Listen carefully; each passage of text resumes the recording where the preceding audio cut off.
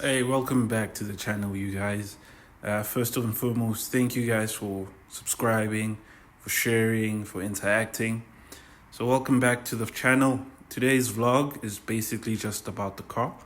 I just want to showcase some of the things I've done to the car, the history of the car, what I plan to do to the car, and I hope to answer some of the questions that people have asked me. So, without further ado, let's get into it.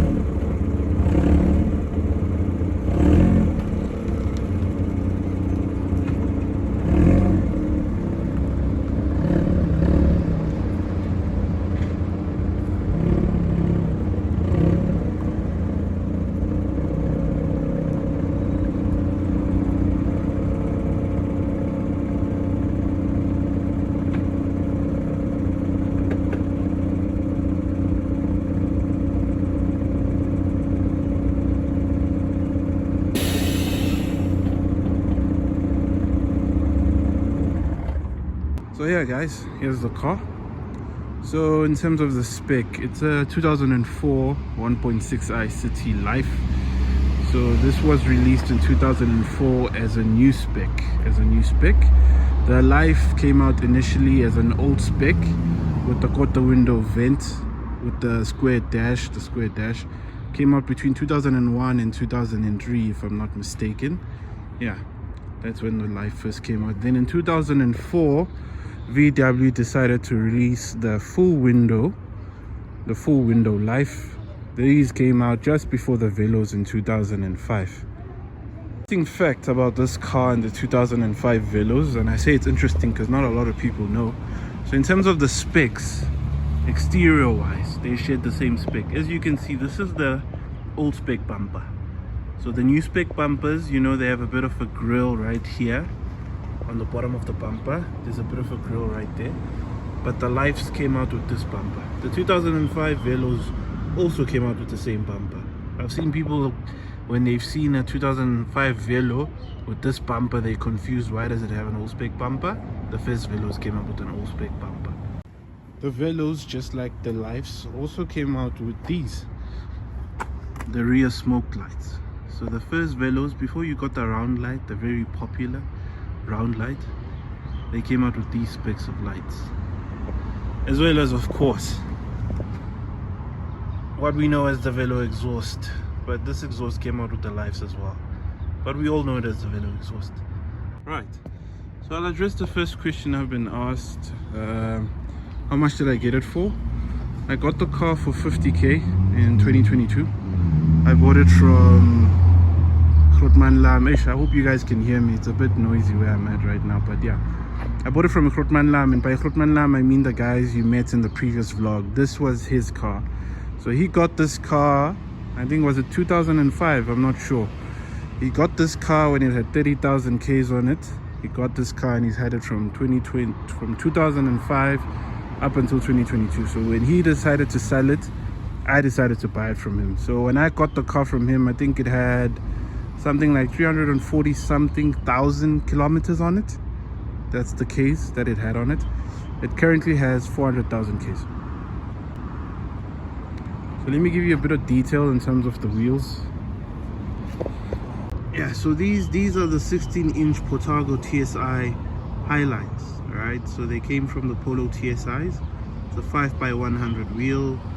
As I said before in the previous vlog, I'm not running any spacers or adapters. I've drilled my hubs. So I drilled my hubs to be able to take a 4x100 and a 5x100. Then in terms of the wheel and how much it cost me, I got it for 6 grand. It was just a rim on its own without tires. Usually that's what they go for, 6.5. I got these for 6 grand. And then the tires are 165/40. 16. These are, the brand is Aptony. I got these for 4 grand, so it was 1,000 each, so 4,000. So in total, in terms of the rim spend and the tire, it was 10 grand. And then another detail that I added when I put these wheels on, no, actually not with these wheels, the BBSs, I decided to spray my calipers in red, and I think that was a good idea because they came out really clean. Yeah. Right, and another interesting detail about the car is the fact that I'm running discs here at the back. So I've got discs all around. So in terms of the spec, these are Mark II GTI discs and Mark III calipers. It used to be Mark III GTI discs, but I needed new discs because the treads on the Mark III GTIs were kind of finished. So I looked around for a 4x100 Mark III GTI disc, but I couldn't find one. So I settled for a Mark II GTI disc. I say settled, but settled is not the right word. I mean, they can both of them work just fine. So yeah, I've got these at the back, and yeah, it does make a difference in terms of the braking capabilities of the car. So I'm quite happy with it. There has been a couple of questions as to why do I have this conversion, it's dangerous and whatnot. I know it's very controversial in terms of the Mark I community, but the conversion was done years ago by the previous owner, and yeah, he seems to know how to do it in a way where you don't have issues, because it's been running like this for years now. So yeah, I have no plans on changing it. I know aesthetically it looks pleasing, but yeah, I have no plans on changing it. But yeah, that's about it in terms of the discs here at the back. Let me show you guys the engine bay. Yeah, I know you guys saw the engine bay in the previous vlog, but this is just for the benefits of anyone who doesn't know the car. So that's the engine bay. So in terms of the specs of the engine, it's a 1.6i AFX engine. It's the original engine that came with. Haven't changed it, have no plans of changing it. So yeah, I think I'm just gonna keep it this way. It's very reliable. As I said, it's got 400,000 Ks on the motor. I actually hit 400,000 Ks a couple of weeks ago. Yeah, I hit 400,000 Ks. So I'm sitting on 401 now. So yeah, 400,000 Ks on this motor. So guys, for those who don't believe in high mileage cars, a car doesn't blow up after 100,000 Ks. So yeah, and then as you can see, it looks still pretty neat, apart from the fact that it's just dirty at the moment, but it's still pretty neat. And then in terms of just trying to keep it neat, I bought this radiator card sometime last year. A lot of you, if you notice, a lot of Golf 1s don't have this. I don't know why, because it comes out from factory with this radiator card, but a lot of Mark 1s, they don't have it. But yeah, I bought this last year, so because the original one that came with the car had a crack right here. So I got this from Vereeniging. So if anybody is driving a Mark 1 and is watching this and you want this, there's a place in Vereeniging called Balbro VW, something like that, in Vereeniging. They have this radiator card. But you'll still have the issue, if you don't have the brackets, you'll still have to find the brackets. But there's a guy in Durban who sells these brackets. So if you do want them, just let me know in the comments, and then I'll give you his number. So if you want this thing, Vereeniging, if you want the brackets, Durban, I can give you the contact details for both. So just let me know in the comments if you're looking for it. And then as you guys can see, I still have the airbox. I'm not planning on putting on a cone filter. On my first Golf, I did have a cone filter, so I had all the fun you can basically have with a cone filter. So yeah, I had my fun with it. So I have no plans on changing the box. So I'm gonna keep the box as is. And yeah, oh yeah, another thing I did buy, as you can see, it's actually falling off. But yeah, I bought this as well from the guy in Durban, because mine had like a couple of tears right here. So I bought this as well sometime last year from a guy in Durban. This one was actually quite pricey, because this was 700, something like that. But yeah, I felt like it was worth it because it was new, and yeah, it would basically just contribute to an already neat engine bay. So if you're ever interested in getting this as well, just let me know. I'll give you the contact details for the guy in Durban. But yeah, that's the engine bay. That's the engine bay. So let me show you guys the interior. So yeah, here's the interior. Here's the interior. I've got polo seats. These are polo blue line seats. Polo blue line seats. So that's the only thing that was changed in terms of the interior. We kept the door panels. So if you're wondering how the front seats fit in terms of the shall I say the frame or the subframe of the Mark 1 seats, what was done is the frame of these seats was removed, and then the frame from the Mark 1 seats was taken out and welded onto these seats. So the reasoning behind that was so that we wouldn't have to change the rails. So it's still running on, the seats are running on the Golf 1 seat rails. So because of that, that was only made possible because it's running on the Golf 1 Mark 1 seat subframe. So that's basically how it was done. That's basically how it was done. But yeah, so this is as you can see, 4:01 on the clock. 4:01 on the clock. Yeah, it's not bad. And like, why am I saying it's not bad? It's still very neat. It's still very neat. Shout out to the previous owner, Grootman Lam.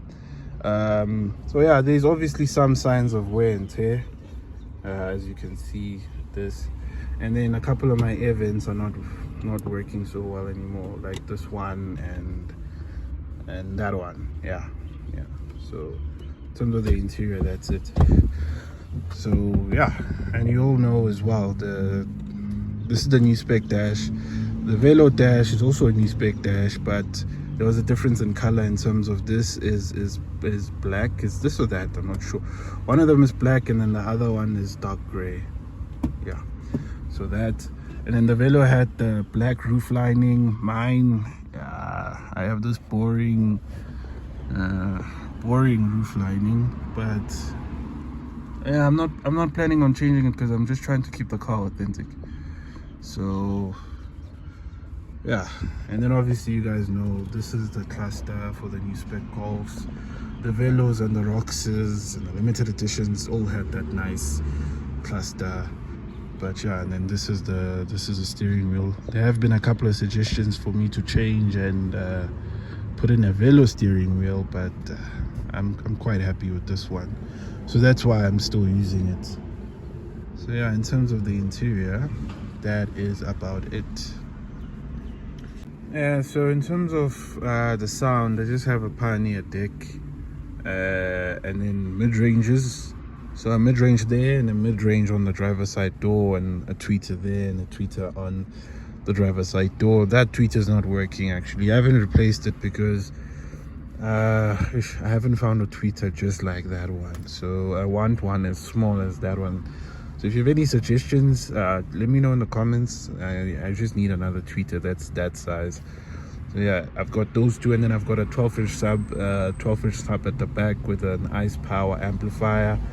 I don't have a monoblock, and then I have two speakers on either end, and I don't have 6x9s. Yeah, so that's the sound. It's not loud for outside, like let's say if we're chilling somewhere and yeah, we want to play sound outside, it's not going to be that loud. But in terms of inside, it's pretty decent. So I'm actually gonna before I show you the sound at the back, I'm gonna show you guys a clip where I'm just playing the sound in the car. I don't think from where you're sitting at home it's gonna do it justice in terms of how good it is for the inside, but just to give you guys an idea of how it sounds, I'm gonna let you guys hear it in the next clip, and then after that I'm gonna show you the back.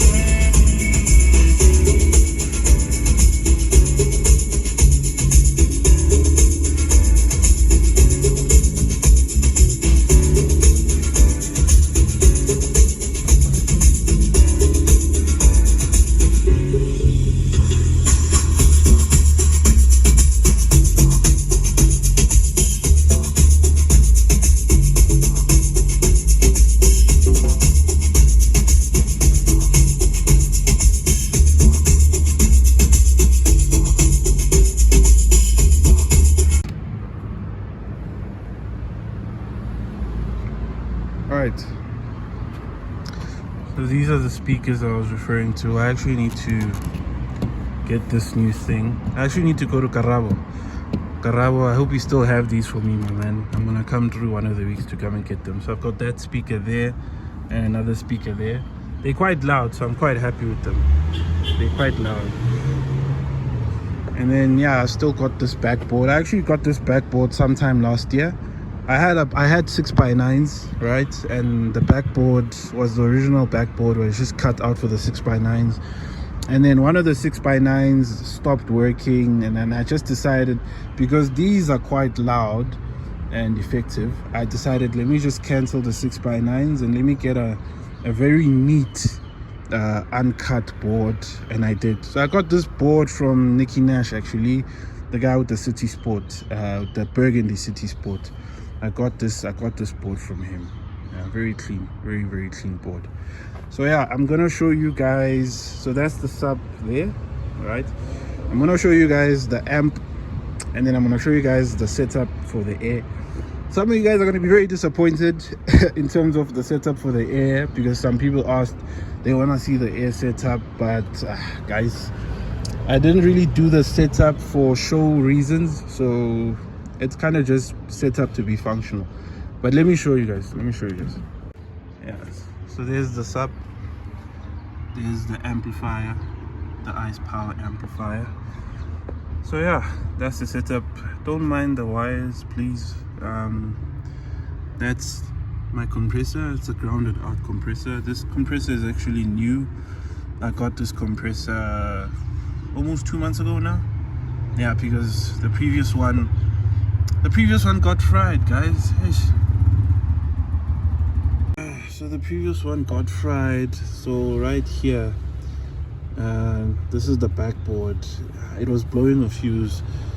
Yeah, I had to buy a new one. So it was blowing a fuse. After I blew the fuse, the air just was not working. But yeah, that's a story for another day. And there's the water trap. I've got an aluminium water trap. I'm actually going to be changing that as well very soon. And then I still have a steel tank, and then I have my block over here, which I'm also going to be changing. So look out for that vlog, because I'm having a couple of issues with the block, so I'll be changing that.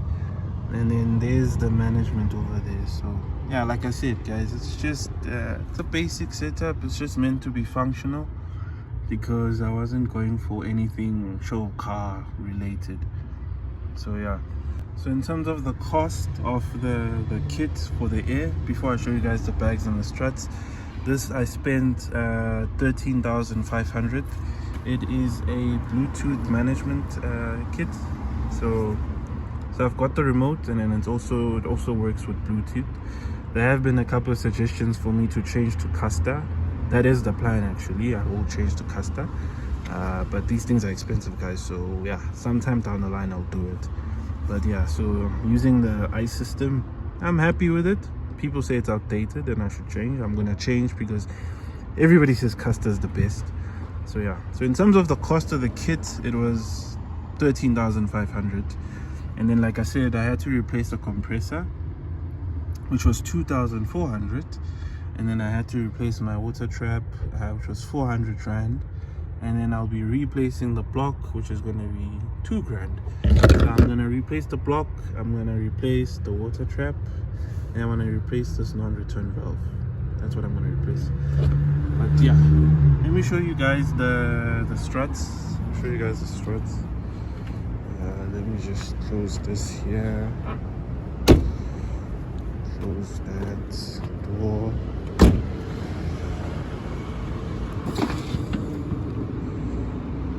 Alright, so that's it up. That is it up. So yeah, that's the bag. I've got sleeves all around. So I've got sleeves all around. And yeah, I've got sleeves all around. And so like I said, the kit cost me about 13,500. And then the labor cost me about Yeah, the labor cost me about 5 grand. So all in all, I spent 18k on the air suspension. Yeah, but I think for a Bluetooth management kit with a remote, you're supposed to spend a little more than 13,500. But that's what I spent, and the labor was about 5,000. Sure. Yeah, and then I have a tint, gents. It's a 20% all around. 20% all around. You can still kind of see into the car. That's simply because I haven't tinted the windscreen. You're actually legally allowed to only go as low as 35% in the front, but even if I do 35% in the front here, which is legal actually, I do suspect, and as it has happened to a couple of guys, I'll still probably get tickets for it. So that's my plan. I still want to do a 35% tint in the front, and then once I do that, you won't be able to see into the car. Yeah, that's the tint. And then before I actually forget,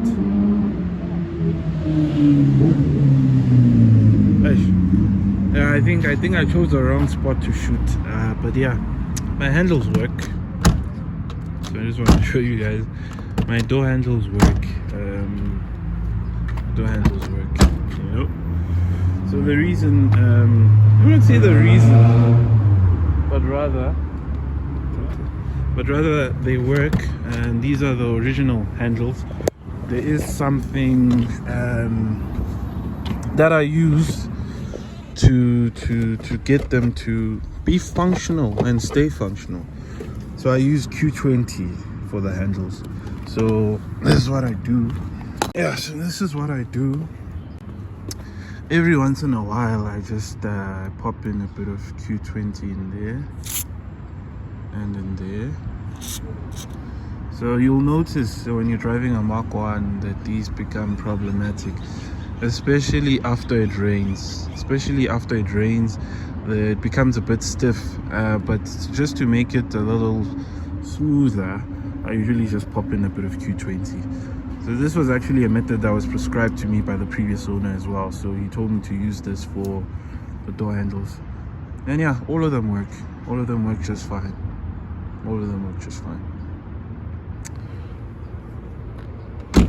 But yeah, that's the car. That is the car.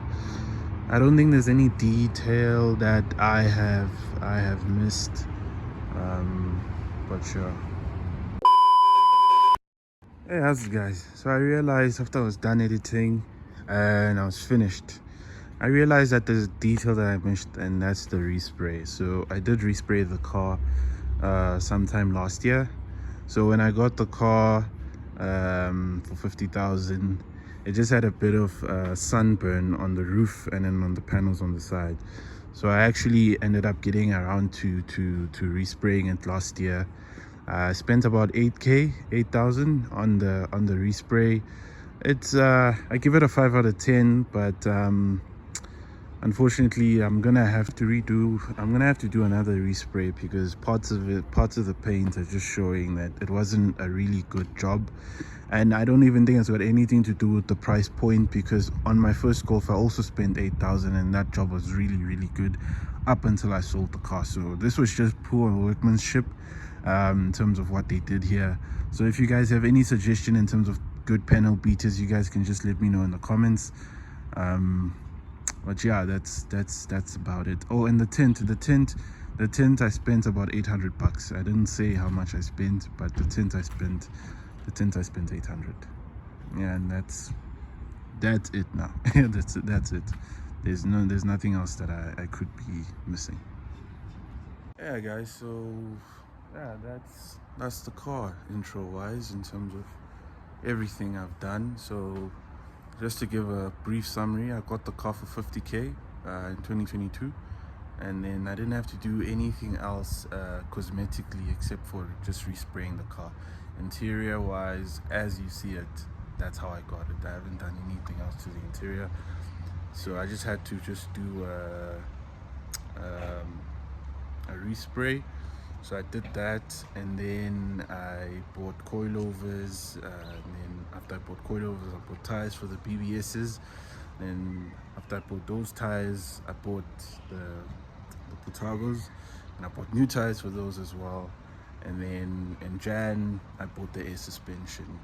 And then, yeah, so since I got it, respray, coilies, air suspension, rims, tires. That's it. And the tint. That's it. That's all I've done. That's all I've done. And then in terms of what I am going to do, I'm going to do a C-notch, and then that's it. That's done. There's nothing else that I have planned.